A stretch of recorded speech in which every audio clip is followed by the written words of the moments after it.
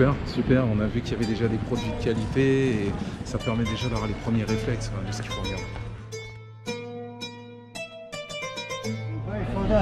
I paid a lot of money for that. Ça peut servir dans notre fichier fournisseur.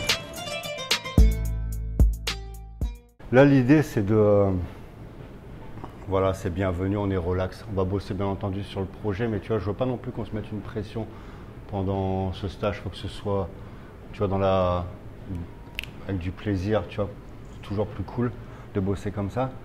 Et je vais expliquer à Toural ce dont on a besoin. Parce que James, il a besoin de contenu pour ses réseaux sociaux, des photos aussi. Toi aussi, comme ça, vous allez pouvoir les conserver. Au niveau des vidéos aussi, expliquer ce que l'on veut. Et puis dès demain, si je ne me trompe pas, tac, tac, tac, tac, j'ai mis quoi au niveau du planning. Alors on peut le modifier en fonction, comme c'est le cas aujourd'hui, on va le décaler un petit peu. Il y avait les marchés, je crois. Demain, jour 3, c'est ça. Ouais, de 9h à 17h, on visite les marchés. Alors, est-ce qu'on va avoir le temps de tout faire? Tac, tac, tac, tac, tac. T'as pas de webcam, tout ça? Alors, moi, j'ai pris ma webcam pour le PC. Ouais, pardon. T'as pas de caméra comme... non. J'en achète une. Je vais te passer celle-ci, comme ça demain on va filmer. Ouais. En fait, tu as plusieurs marchés sur Istanbul. L'idée pour le début de ce stage, c'est que tu puisses en fait découvrir le terrain, tout simplement. La première fois que j'ai mis les pieds sur Istanbul, je me suis dit merde, j'ai sous-estimé le marché du textile, tu vois. C'est énorme, tu vas voir, c'est vraiment énorme. Alors j'ai déjà des contacts, on va peut-être voir Bourak aujourd'hui. Demain on va passer voir le contact qui a la formation branding qui fait des vêtements hommes, tu vois. Ah cool. Ouais, il m'a dit que pour les polos, il avait la possibilité de le faire, donc on va aller voir ce qu'il peut faire. Et puis James, tu as pris toi tout ce qui est les besoins de branding 2.0. L'idée c'est de... voilà, trouver des fournisseurs en fonction, tu vois, de là où on va, d'essayer de regrouper un maximum d'adresses pour les membres de la formation. Et puis il y a aussi une mission de sourcing, je te l'enverrai, tu vois, pour un gilet. On a comparé avec la Chine, le Pakistan, j'aurais comparé avec la Turquie. C'est des gilets pour le airsoft, tu vois. Okay. Donc je pense qu'ici il y a des produits militaires. C'était Fabien aussi, Florian, pardon, Florian, qui avait besoin de produits militaires. Donc ça, je pense qu'on peut aller, au même endroit. Ouais. C'est vrai que tu as beaucoup de marques qui se créent par rapport à... Je vais te prendre un exemple, je ne vais pas aller trop loin, mais quand j'avais entre 13-14 ans, là tu voulais un jean, c'était Levi's. Les marques de streetwear, voilà, c'était de Adidas, Nike. Il n'y avait rien d'autre. Ouais, le reste, c'était... Et après, il y a eu l'arrivée, tu vois, Comate, Dia, encore plus, tu vois, Ernest, tu vois, ces marques-là. Comate, ça avait bien marché. Ouais, toutes ces petites marques. Et puis après, tu as eu des marques de jeans, Caporal, etc., des super coupes RG, qui ont cartonné.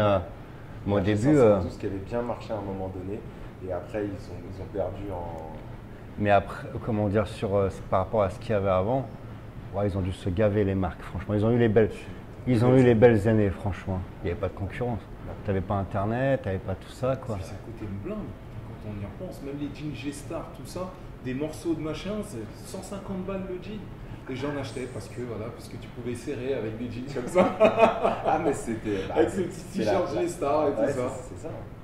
Ça jouait beaucoup. Le Puldia, le machin et tout. Il y a Johan aussi qui voulait faire du streetwear, qui a fait son logo avec GITC.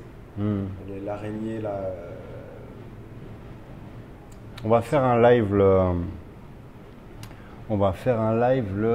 c'est quand vendredi, c'est ça? On est le combien? Ouais, non, vendredi, c'était ça. Ouais, parce que Vivien part samedi. Tu pars samedi, ouais, donc vendredi live. Ce serait bien qu'on puisse faire le live à 3. Ouais. T'as ton ordinateur, Vivien, ou pas? Ouais, bien sûr. T'as une webcam dessus? Oui, intégré, ouais. Bah super, je pense qu'on va faire un live avec sur Zoom. un live 3 personnes, tu vois. On fera ici, tu vois, il y a une bonne connexion. Comme ça, en même temps, moi je mettrai ma caméra comme ça. Comme ça, on utilise vos micros, tu vois ce que je veux dire? Ouais. Et puis on échange, ça peut être très sympa ça. Si la connexion tient le coup, parce que quand tu mets plusieurs zoom. C'est vrai que zoom là-dessus, c'est impressionnant. Ouais, il faudrait qu'on voit un autre. Encore là, ces derniers temps, moi ça va. La dernière fois, c'est la box qui a flashé, donc ça, j'ai pas eu de chance, mais ces derniers temps, ça va. Ma connexion, quand je fais les lives et tout, j'ai pas trop eu. En République Dominicaine, ah là là, c'était l'enfer. Et le week-end, va savoir pourquoi, tu vois. Le week-end, tu as une saturation des. Je sais pas comment ça se fait, tu vois, parce que tu as les mêmes personnes. Mais tu as des saturations, le week-end, c'est connu. Pour samedi, dimanche, avoir une connexion de merde, tu vois. Ils réduisent peut-être, non? Peut-être, tu vois. Les gens, comme ils travaillent peut-être pas, il y en a qui vont sur Internet. Ah ouais, tout le monde est de gens sur Netflix et compagnie. Je sais pas si Netflix là-bas, mais. Ouais, c'est. Si. Et partout, Netflix. Ouais. Il n'y a plus de frontières. Donc, alors, Vivien, on va te faire aussi une interview la veille de ton départ. Tu nous feras un ressenti de comment ça s'est passé. J'ai déjà une idée, mais. Ok, je l'ai Et puis, dans cette vidéo, là, tu vois, de ce qu'on a mis là, bon, je vais couper, hein, je ne vais pas tout mettre.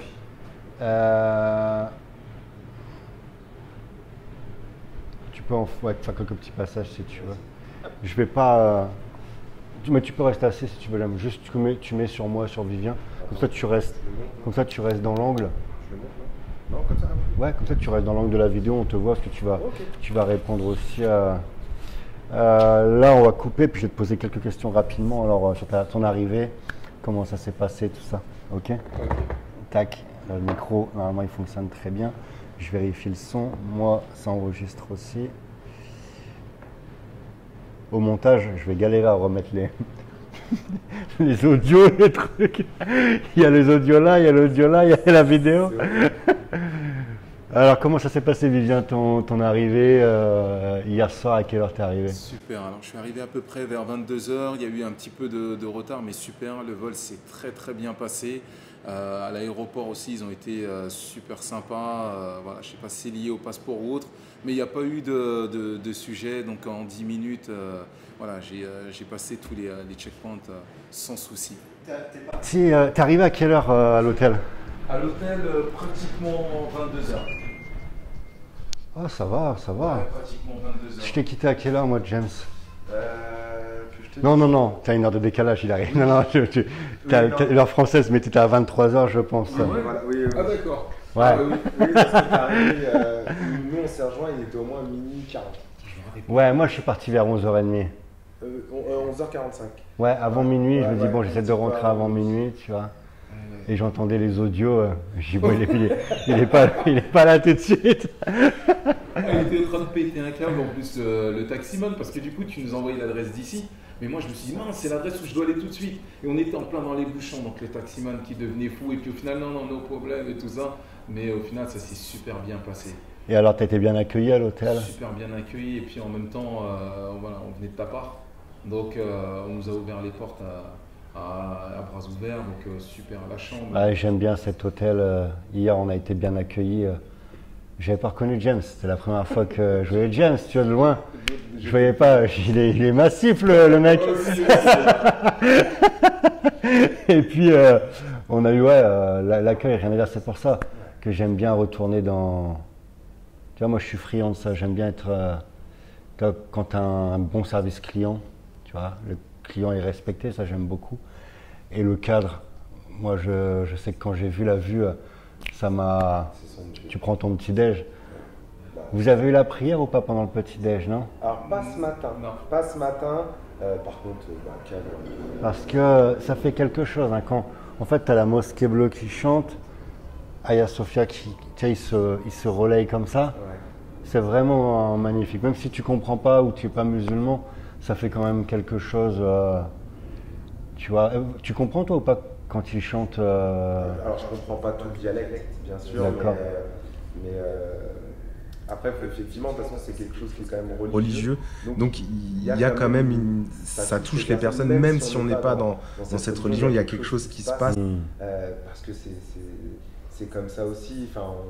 On a été faire un petit tour dans la basilique Sainte-Sophie en t'attendant. Hier soir, on ira ensemble, bien sûr. Ouais, bien sûr.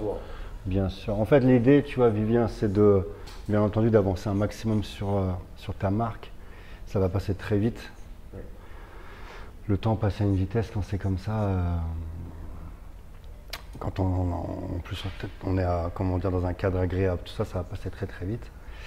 Mais l'idée, c'est aussi de profiter, de découvrir la ville. Tu sais, je dis toujours que pour faire du bon business, tu dois cerner, comprendre le pays dans lequel tu viens jouer en fait. Ça, c'est vraiment primordial. Que ce soit en Chine, Turquie.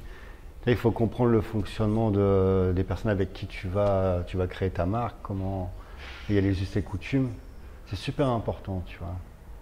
Je sais qu'en Chine, je pense que c'est ça qui a fait la différence. Hein, tu vois, mes premiers voyages, moi, je dormais avec... si je te dis ça, c'était mon premier voyage, une nuit d'hôtel, je devais checker quand même combien ça coûtait parce que ça devait faire 1 an et demi que j'étais en activité. Donc les fonds servaient à réinvestir, tu vois. Et j'étais à l'économie, quoi. Déjà un billet d'avion, ça avait un coût. Tiens, un simple voyage en Asie, c'est quelques milliers d'euros, hein, tu vois, rapidement, quoi. Et j'en mets avec mes agents, tu vois. Je mangeais avec eux. Alors je faisais un petit peu dans des hôtels, un petit peu, tu vois, on essayait en fonction de là où j'allais, tu vois, quand on allait visiter des usines, eh ben, j'économisais, j'allais avec eux. Et tu comprends en fait tu sais avec qui tu fais des affaires. Tu sais, on dit, faut connaître tes amis, il faut connaître tes ennemis, tu vois. C'est une stratégie aussi. Les partenaires avec qui tu fais du business, alors c'est des amis, mais moi je pense qu'il faut vraiment apprendre tu sais ce qu'il y a dans leur tête, tu sais comment ils vivent. Leur quotidien, c'est super important, tu vois. Je sais qu'ils étaient 6 dans l'appartement, il n'y avait qu'un lavabo, tu vois.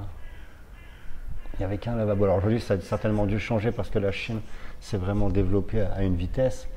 Mais voilà, pour beaucoup, c'est de toute façon, en Chine, c'est que les entrepreneurs qui partent de zéro. Il n'y a pas de secret. Tu as des fortunes, si tu veux, qui sont les mêmes depuis très longtemps. Mais sinon, énormément d'entrepreneurs, ce sont des autodidactes, tu vois. Ils ont trouvé une opportunité de business. Et puis cette opportunité, automatiquement, quand tu fabriques pour l'ensemble du globe, ça va très très vite, tu as une croissance incroyable. Je connais des entrepreneurs, des chefs d'entreprise en Chine qui bossaient pour des familles chinoises. Ils avaient des petits jobs d'aller récupérer de l'argent, ceci, cela, qui ont monté des entreprises, on peut dire ça, multinationales, tu vois, en partant de zéro, quoi. C'est ça qui est beau en Chine. Alors quand tu connais l'histoire, c'est pour ça que, tu vois, je pense que tu es meilleur dans les affaires quand tu connais l'historique, quand tu connais la mentalité des personnes, par où il est passé, tu vois. Toi, tu vois le boss, il lui manque un œil, etc. C'est intéressant de connaître son parcours, tu comprends la psychologie de la personne. Et c'est ce qui m'a fait, je pense, grandir dans le business. Tous ceux qui arrivent en Chine, tu en as beaucoup, tu as les acheteurs de grands groupes, par exemple. C'est des personnes qui achètent pourtant des grosses quantités parce qu'ils bossent pour la grande distrib, etc. Et pourtant, ils n'ont pas forcément de connexion, ou du moins de gros soutien ou de grosses connexions parce qu'ils viennent juste faire du business, en fait. Ils viennent gratter le prix. Nous, ce qu'on veut, c'est payer le moins cher, la quantité, etc. Qu'on l'achète à toi ou à lui, on s'en fout. Et en fait, ces personnes-là, ils passent à côté du plus important. Parce que tu as beau t'appeler Auchan, Carrefour ou je sais quoi, par rapport à la croissance qu'il y a en Chine, tu vois, elle domine son business, mais dans les années à venir, ça va être encore plus important. Auchan, c'est rien, tu vois. Carrefour, c'est rien. Les gros groupes ne sont rien par rapport aux groupes asiatiques, quoi. Donc, moi, je trouve ça dommage. D'ailleurs, si tu es un acheteur pour un groupe asiatique, normalement, je pense que un groupe français, pardon, qui achète en Asie, je pense que rapidement, tu devrais monter ton business parce que tu as tous les contacts. D'ailleurs, c'est vrai qu'il n'y en a pas tant que ça qui le font en vrai. Non, pas tant que ça. Alors, tu vois, l'entreprise qui loue mon entrepôt, C'était un acheteur dans la grande distrib. Et qui après, c'est logique, je pense que si tu es entrepreneur, que tu vois les chiffres, les trucs, les marges, etc. Et à un moment, tu te dis, attends, même si elle me donne X milliers d'euros l'entreprise, je peux. Il y a des, comme hier on discutait, il y a des choses que tu pourras jamais faire si tu n'es pas entrepreneur, quoi. On en parlait encore au petit déjeuner ce matin, c'est vraiment le champ des possibles. Et pour te dire, je disais même à James, ce qu'il y a de bien avec toi, Fabien, c'est que tu pousses à l'extrême. Moi, je savais que c'était le champ des possibles. Et toi, tu nous montres qu'en fait, tout ce qui est fabriqué sur Terre, bah, en fait, on peut, avec de l'organisation, des formations et l'état d'esprit, bah, on peut y arriver. C'est ce que j'explique. Pour moi, c'est le meilleur business, l'import-export. On en aura toujours besoin. Hier, on blaguait, on disait, tu vois, je disais, on va sortir une formation import-export pour préparer Elon Musk qui va sur Mars, tu vois. Il faut qu'on ait un produit. Tu vois, là, c'est une blague, ça prête à sourire, mais il va y avoir de l'import-export, tu vois. C'est incroyable, mais oui. Il y a des personnes qui vont expédier de la marchandise en dehors, tu vois. Ça va être un nouveau métier, tu vois. On connaissait l'import-export. Sur Terre, on va connaître, je ne sais pas comment appeler ça, extraplanétaire, je ne sais pas, import-export extraplanétaire, tu vois. Parce que j'en parlais avec un ami qui me disait, maintenant ils vont produire sur place, etc. Mais même si tu produis sur place, il y aura forcément des besoins. Tu as des besoins, les machines, les équipements, enfin tu vois, il y aura. Au début, ils n'ont pas le choix. Puis il y a des matières premières, tu vois, qui ne sont pas présentes sur Mars, tu vois. Donc il y aura. Non, il y a. Encore une fois, quand on parle d'historique, si tu regardes l'historique, l'import-export, il existe depuis, je crois que c'est la préhistoire, qui voyait qu'il y avait des échanges. Le commerce, tu vois, il y avait des échanges entre les régions de pierres, etc. Tu vois, ils avaient besoin d'outillage, donc ils s'échangeaient. Et après, ça a évolué. Moi, dans ma tête, quand je pense import-export, tu vois, le début de l'import-export, j'ai l'image des bateaux, tu vois, Christophe Colomb qui ramenait le tabac, les épices, etc. T'imagines depuis combien d'années c'est présent ce business? Et c'est parti d'une vision, parce qu'il ne l'avait pas trouvé tout de suite. Il pensait être en Inde, si je me dis pas trop de. C'est une erreur, ouais. Mais il avait la vision. Mais après, c'est surtout le fait que, parce que c'était un explorateur, mais c'est le fait qu'il a voulu prendre des produits d'un pays pour le ramener dans le sien. Voilà, ils avaient déjà la mentalité entrepreneur, voilà, tu vois. C'est là où ça a été les bases, quoi. Quand tu comprends que parfois, tu vois, on est mal vu quand on fait du commerce, tu as des personnes, tu vois, j'imagine à chaque fois, c'est la mentalité un peu prof, tu vois, tu fais de l'argent, tu bosses avec la Chine, tu fais. Oui, la camelote. Mais l'écriture a été inventée suite à un besoin du commerce, tu vois, pour suivre les comptes. On a inventé l'écriture, tu vois. Tout provient du business, en fait. Le monde tourne grâce au business, tu vois. Donc, si tu fais de l'import-export, encore une fois, je vais me répéter, mais hier, on en parlait. Ils ont bien marketé le dropshipping, tout ça, mais c'est qu'une goutte d'eau dans. C'est l'import-export, tu vois. Si tu veux vraiment t'enrichir, et puis tu peux démarrer, c'est ça qui est formidable, il y a tellement des marges intéressantes, c'est que tu peux. Je pense que le but, il faut être en mesure de faire un conteneur, tu vois. Alors, bien entendu, que si tu n'as que les moyens pour la moitié, etc., ok, tu peux, mais ça te ralentit un petit peu. Il va falloir peut-être que tu fasses 2 ou 3 opérations. Mais moi, je connais des personnes qui n'avaient pas les moyens d'acheter un conteneur, ils achetaient par 20 motos, 30 motos, tu vois, ils ont progressé comme ça, des pièces détachées, économie, et ils ont fait un conteneur, tu vois. Et après, ça roule. Il est sûr que si tu arrives déjà à te lancer avec 1 ou 2 conteneurs parce que tu as mis un peu d'économie ou tu as eu des fonds à droite à gauche, là, ouais, ça accélère rapidement ta croissance parce qu'il y a tellement des marges intéressantes entre le prix d'achat et le prix de vente que tu peux te développer. Tu sais, moi, c'est comme ça que je me suis développé. Un produit à $50, revendu, je vais faire vague, mais entre 200 et 300 suivant la quantité achetée, quoi. Quel business fait ça? Même des personnes. Tu sais, moi, j'ai aussi réagi à ce moment-là, Vivien. Je venais d'un petit quartier où, tu vois, les mecs faisaient un peu de business comme partout. Mais tu te dis, en fait, dans le business légal, tu as des plus grosses marges, tu vois. Tu as des plus belles marges, tu dors tranquille, tu peux te développer, tu vois, tu es clean. Et voilà, on n'en parle pas assez, mais Quand tu vas te rendre en Chine, même là, quand tu vas voir le prix du textile, moi, c'est vraiment une particularité, tu vois. Quand je vais maintenant au supermarché, ma fille, elle veut quelque chose, j'ai le prix d'achat dans la tête, tu vois. C'est pas bon, c'est pas bon. Tu vois, je vais lui faire plaisir, alors, ok. Mais tu vois, tu sais combien ça coûte, tu vois. Elle veut jouer, putain, ça coûte 2-3 $, ils le vendent 30 €, tu vois. Tu connais les tarifs, quoi. Et il y a des marges incroyables, quoi. Quand tu sais à quelle sauce tu te fais manger, des fois, ça fait mal quand même. C'est vrai que quand tu sors de ce côté consommateur et tu te mets casquette chef d'entreprise, là, Je vais chez Auchan, à part l'alimentaire que je maîtrise pas du tout, tu vois. Mais tout ce qui est, tu vois, tu passes au rayon jouet, tu passes au rayon salon de jardin, tu passes ceci, cela, électroménager, tous les trucs comme ça, tu vois, tu sais, putain, le téléviseur c'est 50 $, tu vois. Là, les vélos par exemple. On prend l'exemple des vélos. L'équipe, quand je leur ai envoyé le sourcing, tu vois, vous l'avez visionné ou pas le sourcing offert? Celui-ci, non, je l'ai pas encore. J'ai mis un vélo, tu vois, je mets régulièrement tu vois, quelques vélos pour se rendre compte du produit. Et même l'équipe, Daniel et Marco, étaient sur le cul, tu vois. Ils me disent 30 $ un vélo, 50 $ celui-ci. Ouais, il y a vraiment quelque chose à faire comme eux, tu vois, ils sont dans le marketing, ils voient les mots-clés, etc., tu vois. Ils disent, ouais, là, on a des membres GITC qui vont passer sur le vélo.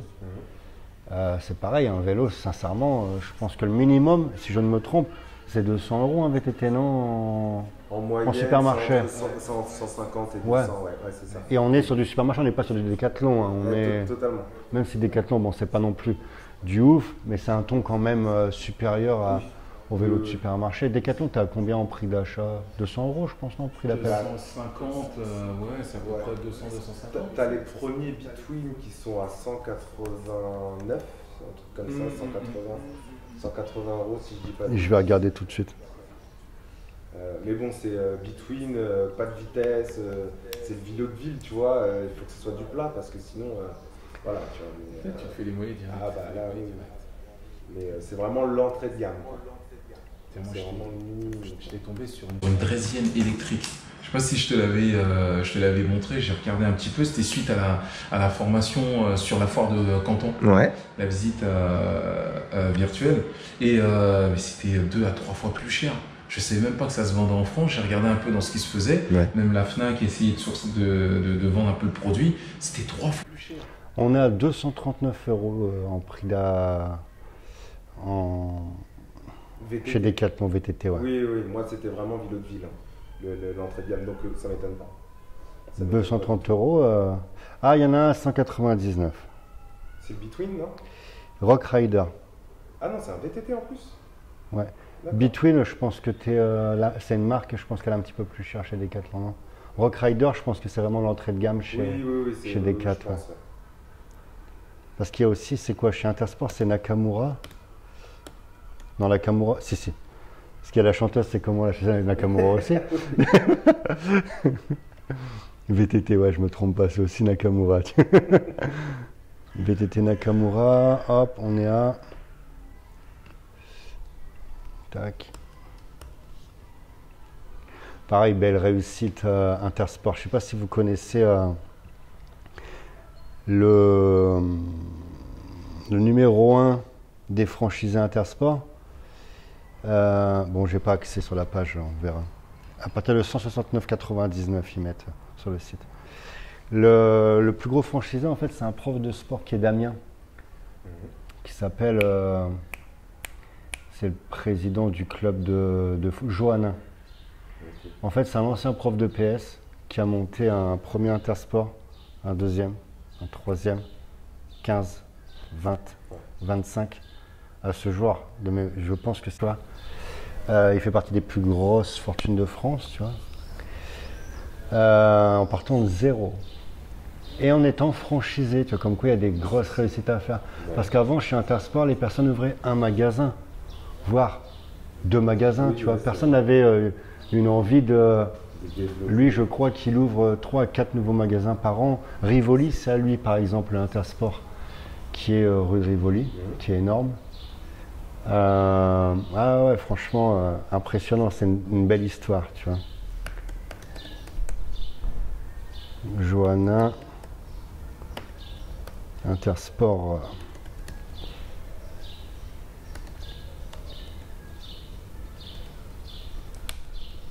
Il y avait des belles choses à faire quand même dans le passé, tu vois. Il y avait beaucoup de choses. Mais c'est marrant parce que je pense que à chaque époque, on se rend pas compte en fait. Et d'ici 20 ans, on va se dire ah ouais, à notre époque, il y avait d'autres choses à faire encore. Parce que c'est vrai que des fois, c'est là où on parle vraiment d'intuition entrepreneuriale, de saisir les opportunités vraiment. Il y en a qui le font, donc on sait que c'est possible. Voilà, 1800 mètres carrés sur 3 niveaux Rivoli. Ouais, c'est une fortune au niveau.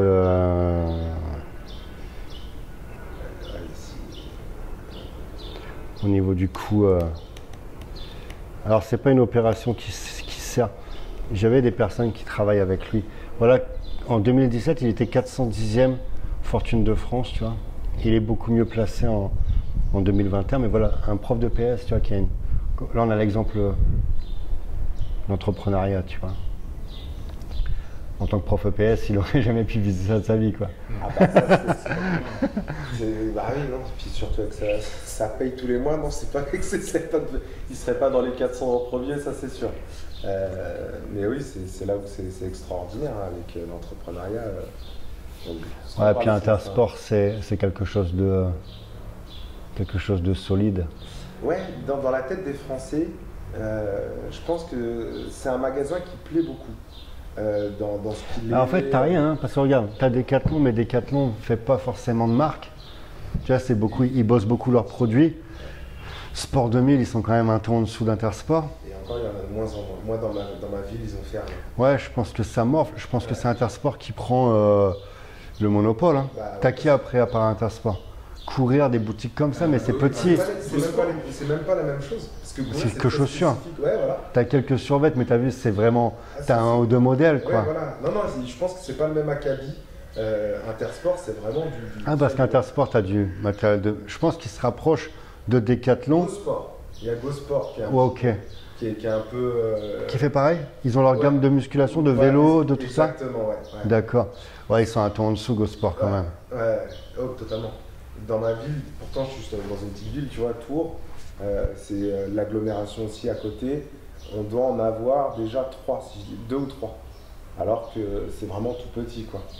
Ils sont en 2 extrémités. Moi j'ai connu Intersport, t'avais vraiment que du vêtement, hein. T'avais pas de vélo, t'avais pas tout ça. Ouais. Aujourd'hui ils font les compléments alimentaires. Oui. Ils ont un rayon d'équipement de sport, je crois, ils font les tapis, etc. Ça, ils sont passés sur tous les types de sports. Ouais. Boxe, exactement. Tu veux, ouais, c'est clair, tu as toutes ces petites marques. Ils font les raquettes maintenant et tout ça, ouais. Alors qu'avant ils faisaient pas. Vous allez rencontrer Toural avec qui on va faire les vidéos, le contenu. On va faire un petit point avec lui sur ce que l'on veut. On va aller acheter 2 micros pour les interviews. Okay. Et ensuite, petite visite d'Istanbul. Avec le même principe, comme je dis toujours, de découvrir le terrain dans lequel on va jouer. Découvrir le terrain dans lequel on va jouer, quoi.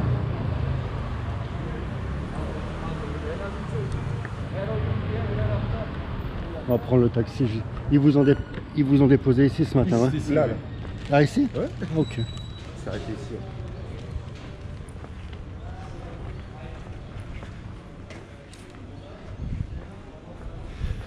Ouais. Alors, vos premières journées sur Istanbul, ça va? Bah écoute, le cadre s'y prête vraiment, hein. Je sais pas ce que t'en penses toi. On a bien mangé. Belle météo en plus. Et en plus il fait beau. Il fait vraiment bon. Est-ce que tu te sens dans une bonne vibe pour monter ton projet? Ouais, à fond. Déjà, on a visité la première boutique. Donc là, super. On a vu qu'il y avait déjà des produits de qualité et ça permet déjà d'avoir les premiers réflexes de ce qu'il faut regarder. Et à partir de demain, en fait, on va être sur les marchés, les gros marchés. Quand je dis les marchés, en fait, c'est des zones, des quartiers plutôt. C'est des quartiers qui regroupent beaucoup de fabricants là, pour la chaussure, pour le streetwear, tu vas voir, c'est vraiment, c'est énorme, énorme.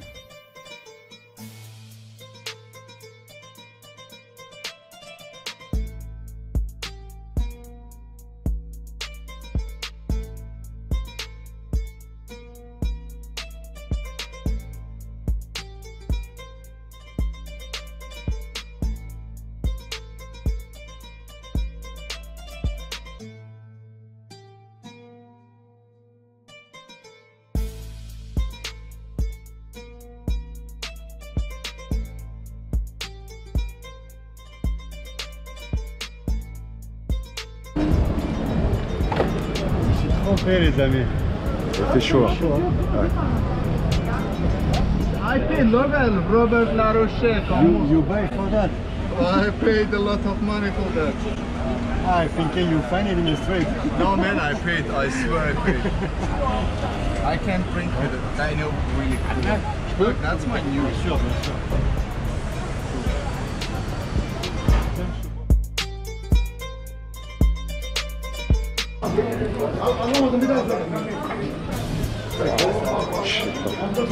Je sais pas, mais ils aiment bien ça en tout cas. Ils ont l'air de bien aimer.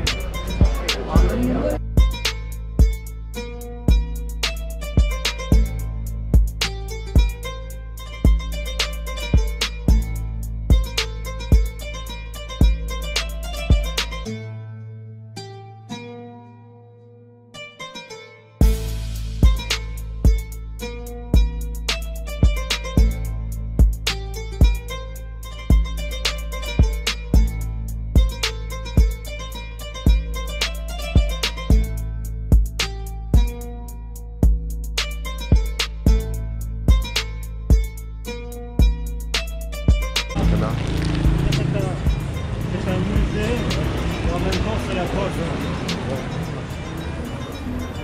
Musée et la poste en même temps. Sympa.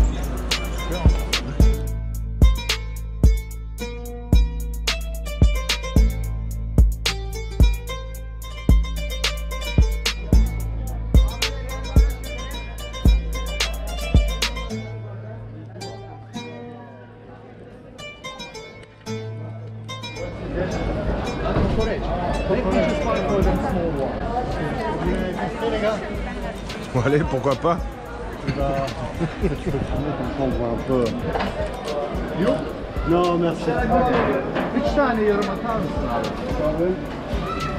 It's a really cool one. But I will tell you, he will tell you what is that after.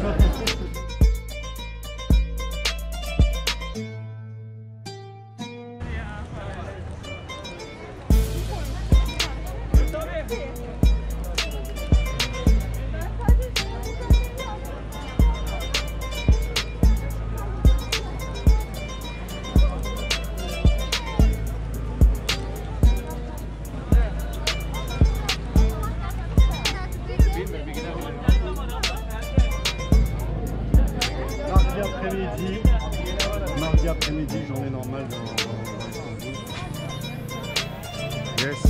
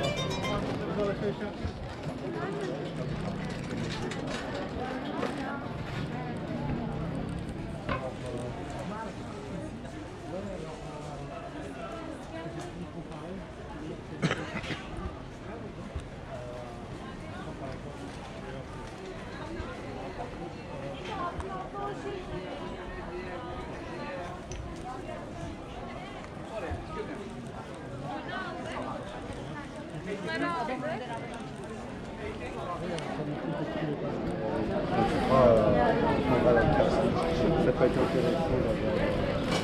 Même là, tout ce qui est fait. Je sais pas, j'ai l'impression que c'est pas la dernière fois qu'on vient. Non. C'est le début d'une longue série. Non, mais t'inquiète.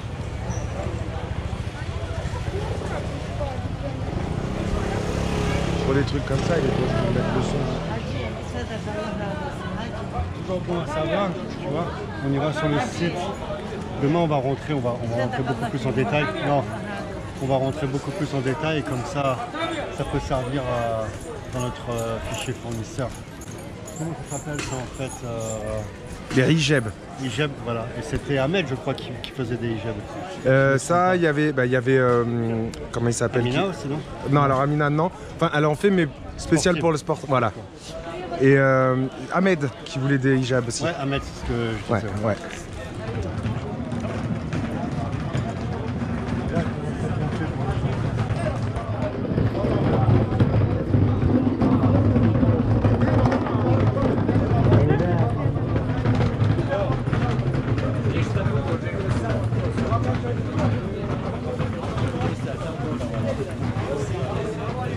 C'est super bien fait. Tiens.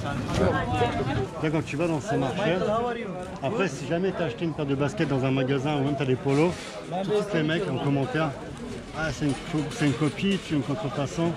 Tu es obligé, tu vois, quand tu vas dans les magasins, sur Instagram, de filmer tes achats, tu vois. Non, c'est vrai en plus. Şu anda İstanbul'dayız. Havalimanına doğru gidiyoruz.